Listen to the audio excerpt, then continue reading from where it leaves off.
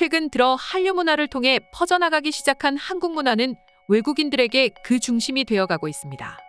특히나 한식은 외국인들에게 더 이상 이상하지 않을 정도로 완벽하게 외식 문화로 자리 잡아버렸습니다. 뿐만 아니라 이제는 한국의 레토르트 식품이 외국인들의 냉장고를 하나둘씩 점령하기 시작했는데요. 그만큼 외국인들의 한식에 대한 인식이 바뀌었다는 것이죠. 하지만 이렇게 아무리 한식이 좋다고 해도 절대 먹고 싶지 않다는 음식도 있는데요.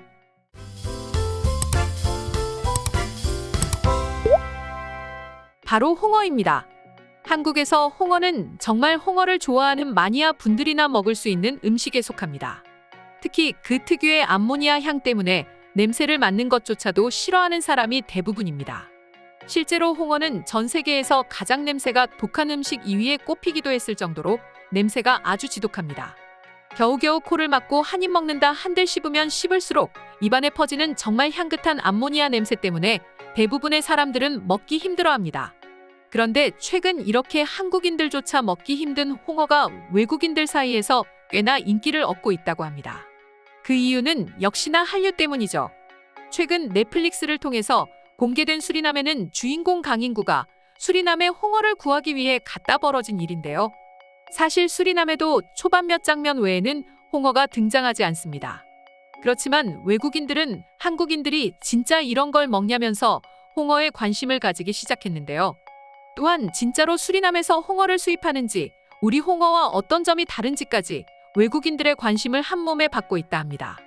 사실 우리 한국은 수리남에서 홍어를 수입하지 않습니다. 지난해 홍어 수입량 총 4,614톤 중 대부분은 남미에서 가져온 게 맞긴 하지만 아르헨티나가 2,329톤으로 50.4%를 차지하고 칠레에서 385톤으로 8.3%를 수입하고 있습니다. 물론 수리남에서 어류를 수입하고 있기는 합니다. 지난해 수리남에서 들여온 어류 253톤 중 대부분은 냉동 기름치라고 합니다. 하지만 한국에서 이 기름치는 식용이 금지돼 있고 왁스나 세정제 원료 정도로 쓰인다고 합니다. 결론은 드라마 수리남에 나온 것처럼 우리 한국은 수리남에서 홍어를 수입하지는 않습니다. 그렇지만 외국인들은 그렇게 신경 쓰지는 않는다고 합니다. 어디에서 수입을 하든 관계없이 그들에게는 한국에서 한국인들이 홍어를 먹는다는 걸 외국인들은 그렇게 궁금해한다고 합니다. 그리고 직접 한국에서 홍어를 맛보고 싶다는 외국인들도 있었는데요. 한국인들은 홍어에 대해 어떻게 생각하고 있습니까? 홍어는 어떤 음식과 맛이 비슷한가요? 그저 회를 먹는 것 같은 느낌일 뿐인가요? 홍어는 어떤 음식과 조합해서 먹어야 맛있어? 꼭 한번 먹어보고 싶은데 마리아라는 반응을 보이고 있으니 말이죠. 심지어 이미 한국인들이 먹는 홍어 삼합을 알고 있는 외국인들도 있었습니다. 한국에서는 홍어를 그냥 삭혀 회로 먹기도 하지만 홍어와 돼지고기 수육과 묵은지를 싸먹는 일명 홍어 삼합으로 불리는 조합을 가장 선호합니다. 삼합으로 먹어야 그나마 참기 힘든 홍어의 암모니아 향을 조금이나마 죽일 수 있기 때문이죠. 하지만 그마저도 잘 삭힌 홍어를 먹는다는 건 어려운 일입니다. 홍어를 즐겨 먹는 한국인들도 쉽게 먹지 못하는 홍어에 외국인들이 그렇게 관심을 갖는다니 신기하지 않을 수가 없는데요.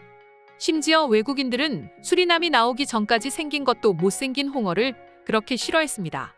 홍어를 식용으로 먹는 나라는 우리나라와 아이슬란드, 노르웨이 정도만 있다는 것만 봐도 알 수 있죠.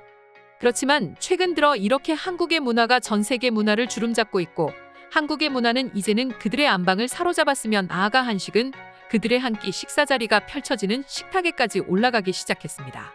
과거에는 기껏해야 정말 1년에 한두 번 먹을까 말까였던 떡볶이, 삼겹살, 치킨을 매일 같이 먹는 외국인들도 생겨났고 라면, 3분 카레, 냉동만두 같은 레토르트 제품이 그들의 냉장고와 찬장을 가득 메우고 있습니다.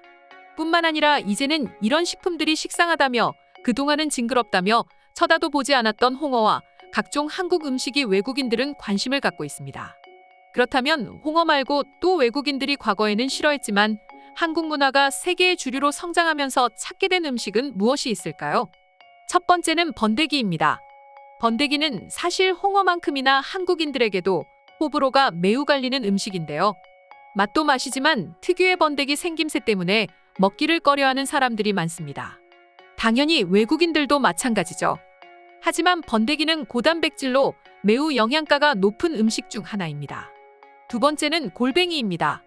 한국은 전 세계 골뱅이 생산량의 약 90%를 소비하고 있다고 합니다.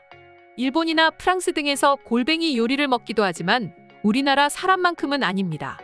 하지만 최근에는 각종 한국 드라마와 영화에서 골뱅이 무침을 먹는 모습을 보고 알려지게 되면서 해외 한식당에서 골뱅이를 찾는 외국인들이 서서히 증가하고 있다고 합니다. 세 번째는 간장게장입니다. 간장게장은 한국에서는 소위 밥도둑 혹은 밥경찰로 불릴 정도로 큰 인기를 얻는 음식입니다.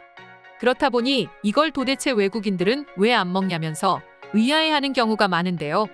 외국인들이 간장게장을 먹지 않는 이유는 매우 간단했습니다.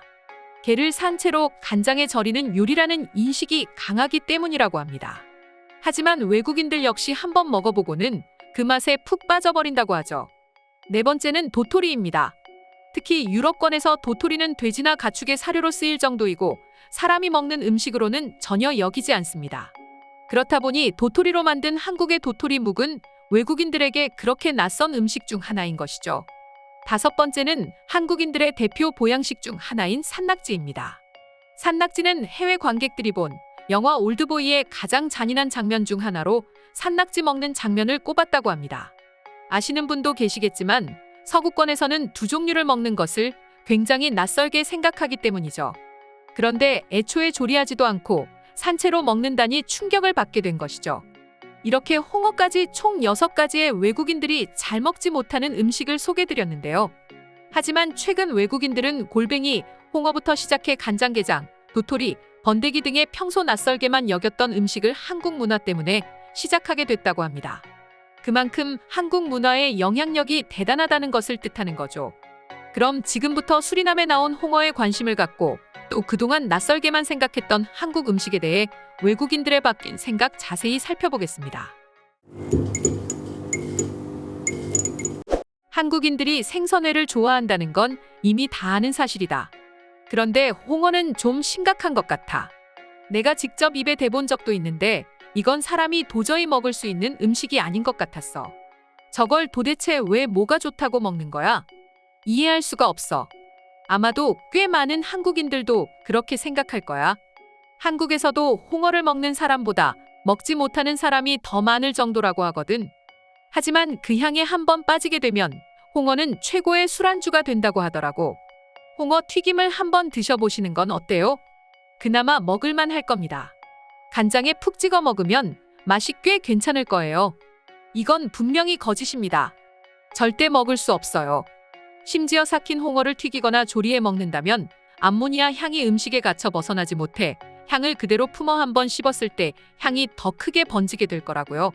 산낙지 먹는 모습이 내게는 그렇게 충격이 아닐 수 없었어. 어떻게 살아있는 낙지를 통째로 머리나 다리부터 뜯어 먹냐는 말이지. 가끔 한국인들이 이해가 안 될 때가 참 많은 것 같아.